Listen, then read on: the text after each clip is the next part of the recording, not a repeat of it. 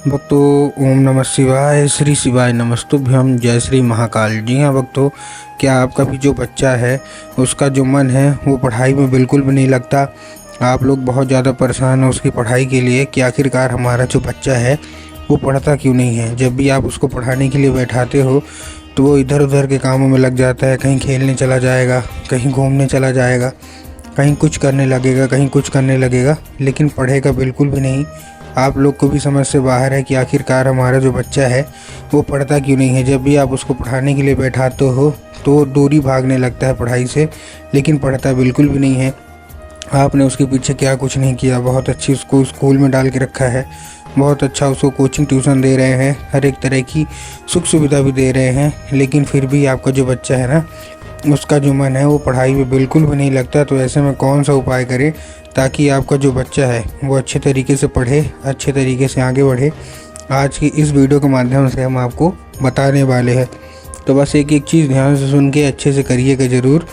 और अगर आपने वो चीज़ ध्यान से सुन के और अच्छे तरीके से कर ली तो अवश्य रूप से जो कुछ भी इच्छा, जो कुछ भी मनोकामना है आपके अंदर, वो सारी की सारी इच्छा मनोकामना जो है ना वो पूरी होगी ही होगी। क्या करना है, कैसे करना है, पूरा आपको मैं बताने वाला हूँ। देखिए, आपको भी पता होगा कि पूज्य गुरुदेव की जो कथा होती है उसमें लाखों की भीड़ आती है। कैसे भीड़ आती है? लाखों की भीड़ आती है। और जब गुरुदेव की कथा में लाखों की भीड़ आती है तो वहाँ ज़्यादातर जो भक्त होते हैं वो क्या करते हैं, पत्र के द्वारा अपनी इच्छा और पत्र के द्वारा अपनी मनोकामना जो है वो गुरुदेव तक पहुँचाते हैं। तो अभी गुरुदेव की कथा चल रही थी, आज से 4 से 5 महीना पहले की बात है। गुरुदेव की कथा चल रही थी और गुरुदेव की कथा में लाखों की भीड़ आई। अब जब गुरुदेव की कथा में लाखों की भीड़ आई तो वहाँ ज़्यादातर जो भक्त थे ना उन्होंने क्या किया, पत्र के द्वारा अपनी इच्छा और अपनी मनोकामना जो थी ना वो गुरुदेव तक पहुँचाई। अब जब गुरुदेव के पास पत्र पहुँचा और गुरुदेव ने पत्र पढ़ा तो वहाँ उन्होंने देखा कि ज़्यादातर जो भक्त हैं उनकी क्या है, केवल एक ही इच्छा और एक ही मनोकामना है। वो भी क्या कि गुरुदेव, हमारा जो बच्चा है उसका जो मन है ना वो पढ़ाई में बिल्कुल भी नहीं लगता। हम लोग बहुत ज़्यादा परेशान हैं कि हमारा जो बच्चा है आखिरकार पढ़ता क्यों नहीं है। ठीक ना, जब भी हम उसको पढ़ाने के लिए बैठाते हैं तो कहीं घूमने चला जाएगा, कहीं खेलने चला जाएगा, कहीं कुछ करने लगेगा, कहीं कुछ करने लगेगा, लेकिन पढ़ेगा बिल्कुल भी नहीं। कृपया करके कोई उपाय बता दें ताकि हमारे जो बच्चा है ना उसका जो मन है वो पढ़ाई की ओर आकर्षित होने लगे। अब जब गुरुदेव ने ये देखा तब गुरुदेव ने 2 से 3 उपाय बताए और कहा, केवल और केवल ये उपाय कर लेना, तुम्हारा जो भी बच्चा है जिसका भी मन पढ़ाई लिखाई में नहीं लगता ना, अवश्य रूप से उसका जो मन है वो पढ़ाई की ओर आकर्षित होगा ही होगा।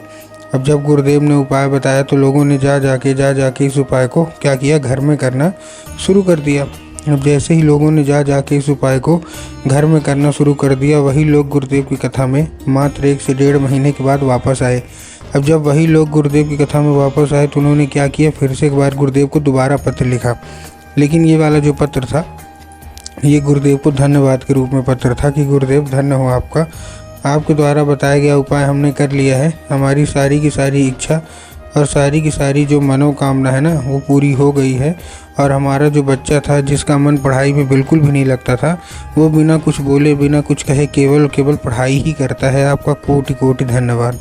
तो देखिए, जो लोग भी मेरी आवाज़ अभी सुन रहे हैं ना, अगर आपको भी जानना है कि आखिर ऐसा कौन सा उपाय है जिसको करने मात्र से इच्छा मनोकामना जो है वो पूरी हो जाती है, तो चलिए हम बताते हैं आपको आज की इस वीडियो के माध्यम से कि आपको करना क्या है। लेकिन उसके पहले चैनल पे अगर पहली बार आए हैं और आवाज़ मेरी पहली बार सुन रहे हैं तो वीडियो कर दें लाइक और चैनल को भी कर लें सब्सक्राइब, ताकि पूजनीय पंडित प्रदीप जी मिश्रा के रोज़ नए नए उपाय जो कि मैं उनकी कथा से सुनता हूँ, श्रवण करता हूँ, सबसे पहले मैं आपको प्राप्त करा सकूँ। तो देखिए, जो हमारा सबसे पहला उपाय है, इस उपाय में आपको करना क्या है, जो हमारा सबसे पहला उपाय है इस उपाय में आपको लेना क्या है।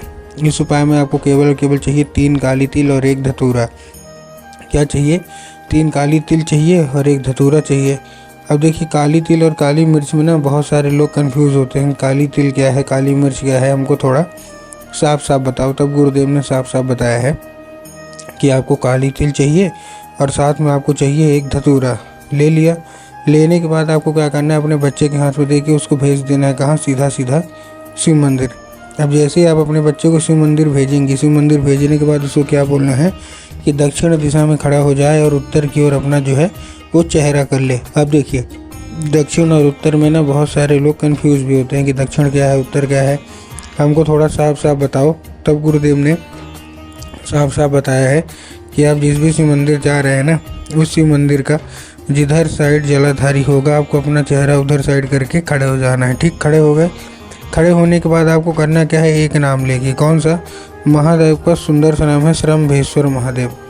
तो आपको करना क्या है, श्रम्भेश्वर महादेव का नाम लेके और उन्हीं का स्मरण करके आपको क्या करना है, चुपचाप आपको अर्पित कर देना है बस। पूज्य गुरुदेव कहते हैं कि अगर आपने श्रम्भेश्वर महादेव का ये उपाय कर लिया ना, तो अवश्य रूप से सारी इच्छा, सारी मनोकामना जो है वो आपकी बाबा भोलेनाथ जो है ना वो पूरी करेंगे ही करेंगे। ठीक, ये था कौन सा हमारा, ये था हमारा पहला उपाय। अब हम चलते हैं अपने दूसरे उपाय की ओर। अब देखिए, जो हमारा दूसरा उपाय है, इस उपाय में आपको करना क्या है, जो हमारा दूसरा उपाय है, इस उपाय में जितनी भी माताएं हैं ना, अपने बच्चों के लिए ये उपाय करिएगा।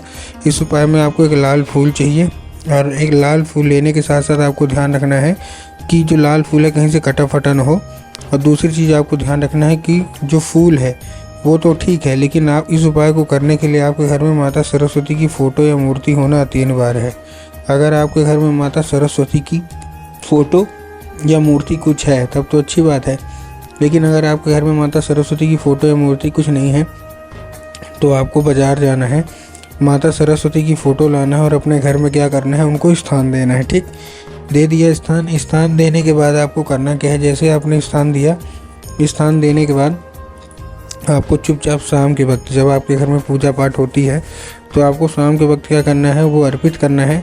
और अर्पित करने के साथ ही माता से उसको औषधि के रूप में मांगना है कि माता कृपया करके हमको इसको औषधि के रूप में प्रदान करिए। अब क्या होगा, अब वो औषधि का रूप बन जाएगा। अब उस रात आप अपने काम धाम में जो कर रही हैं करने लगिए। मतलब जैसे 5-6 बजे आप अर्पित करेंगी, उसके बाद जो भी आपका काम हो आप करिए। काम करने के बाद उसी रात जब आपका बच्चा अच्छे तरीके से खाना पीना खा ले और अच्छी तरीके से गहरी नींद में अच्छे से सो जाए, तब आपको क्या करना है, वो जो लाल फूल है उसको चुपचाप क्या करना है, उठाना है और अपने बच्चे के माथे पे 2 से 3 बार उसको प्यार से फेर देना है। फेर देना है मतलब स्पर्श करा देना है। पूज्य गुरुदेव कहते हैं कि उस फूल के जरिए स्वयं माता जो सुख सुंदरी हैं और जो साथ साथ माता जो सरस्वती हैं, ठीक, वो उनके दिमाग में प्रवेश कर जाएंगे और आपका जो बच्चा है जिसका मन पढ़ाई लिखाई में बिल्कुल भी नहीं लगता, अवश्य रूप से उसका जो मन है ना वो पढ़ाई की ओर आकर्षित होगा ही होगा। ठीक, तो ये उपाय आपको अवश्य रूप से कर लेना है। तो उम्मीद करता हूँ आज का जो उपाय था सारा का सारा समझ में आ गया होगा। उपाय अच्छा लगा हो तो कमेंट बॉक्स में हर हर महादेव अवश्य रूप से लिख दें। मिलते हैं अगली वीडियो में, तब तक के लिए चैनल पे बने रहें।